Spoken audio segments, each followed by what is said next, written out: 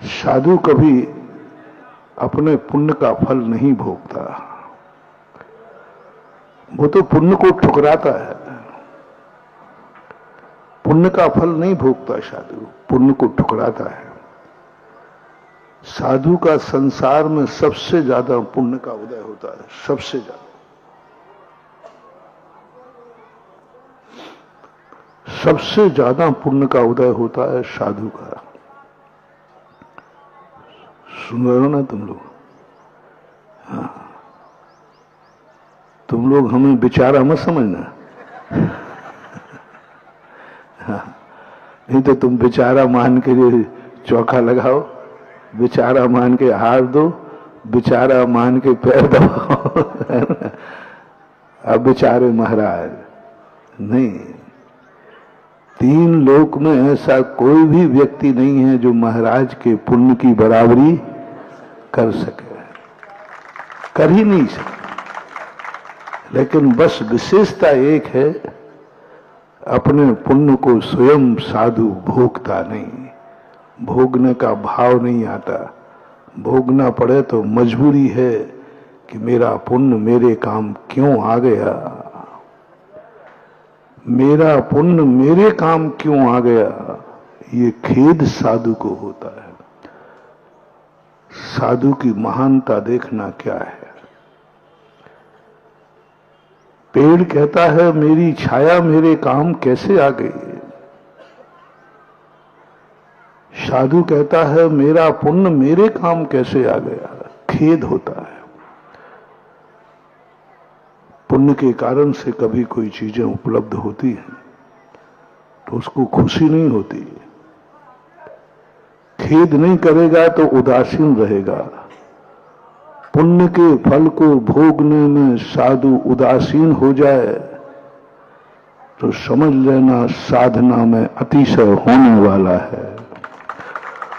और पुण्य के उदय को ठुकरा देवे तो समझ लेना वो साधु से भगवान बनने वाला है।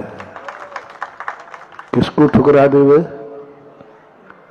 पुण्य के उदय को ठुकरा देवे।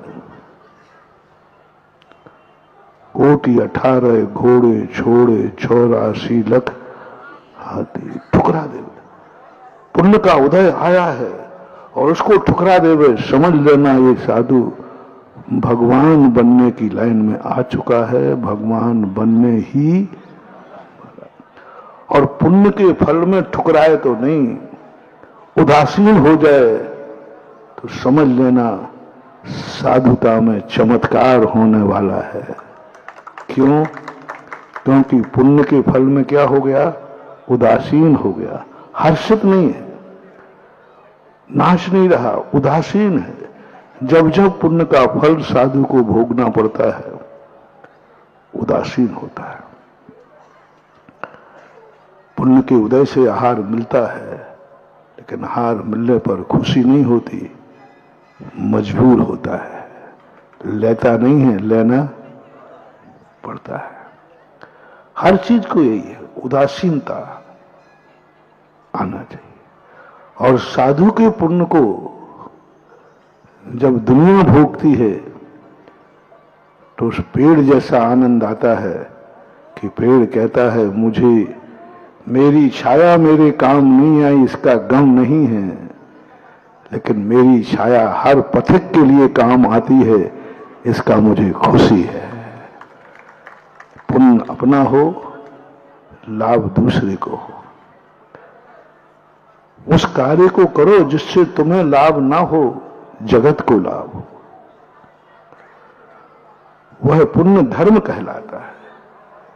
जिस क्रिया में स्वयं का लाभ निहित हो, स्वयं का स्वार्थ निहित हो, वो महानुभाव धर्म की कोटि में।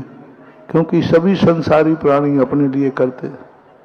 हमारा स्वार्थ है, हमारा लोभ है, हमें लाभ है इससे। महानुभाव बहुत बड़ा मोटिवेशन दे रहा हूं। जब कभी भी तुम्हें कोई भी धर्म की क्रिया करने में ये भाव आ जाए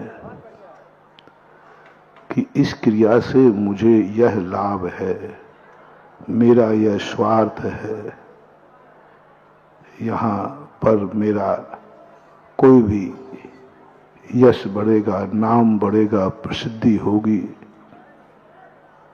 हमारा यहाँ से विशेष अटैचमेंट है हमारा, तो वहां वह धर्म नहीं, वो तो सभी करते हैं।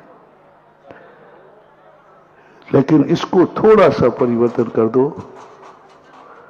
वह धर्म की कोटि में आ जाएगा जहां तुम्हारा स्वार्थ नहीं है, लेकिन तुम्हारे धर्म करने से जगत के स्वार्थ की सिद्धि हो जाएगी,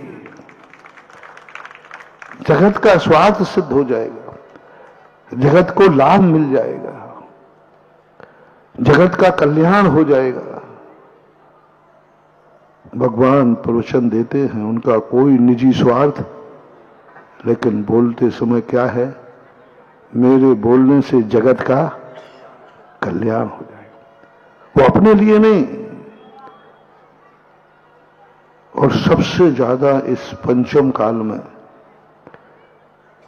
भगवान की विशेष, मंदिरों में भगवान को बैठने से कोई लाभ नहीं है, उनको लाभ तो सिद्धालय में बैठने से है।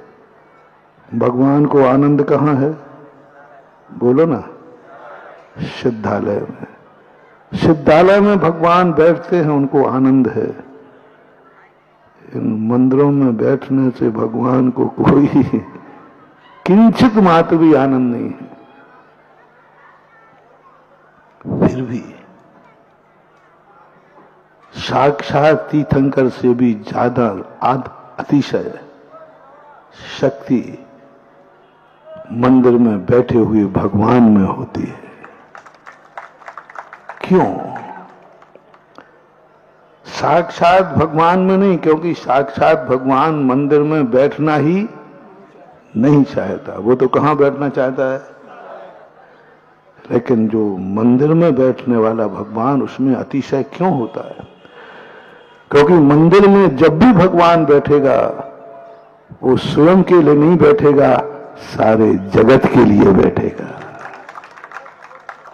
अब वो भगवान का रूप देखो तुम, जिसमें भगवान का कोई स्वार्थ ना हो और उनके कारण से सारे जगत के स्वार्थ की सिद्धि होती हो। समझ लेना, वही मूर्ति अतिशयकारी है, वही मंदिर अतिशयकारी है, वही तीर्थ अतिशयकारी है। जो देखो कि स्वयं झाड़ुएं खाई हैं,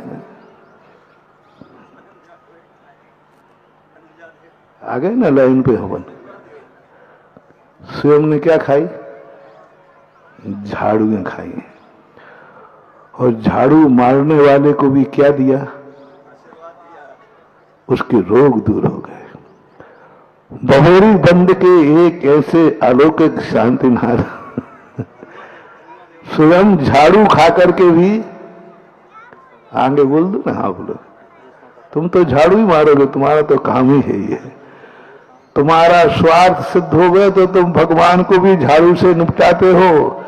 ये बहोरी बंद इसका बोलना उदाहरण है, हमें सुनाया था। जय हिंद दोस्तों, अगर आपको मेरी वीडियो अच्छी लगती है तो प्लीज़ मेरे चैनल को लाइक, शेयर, सब्सक्राइब करिए और इसी तरह से अपना प्यार देते रहिए। धन्यवाद।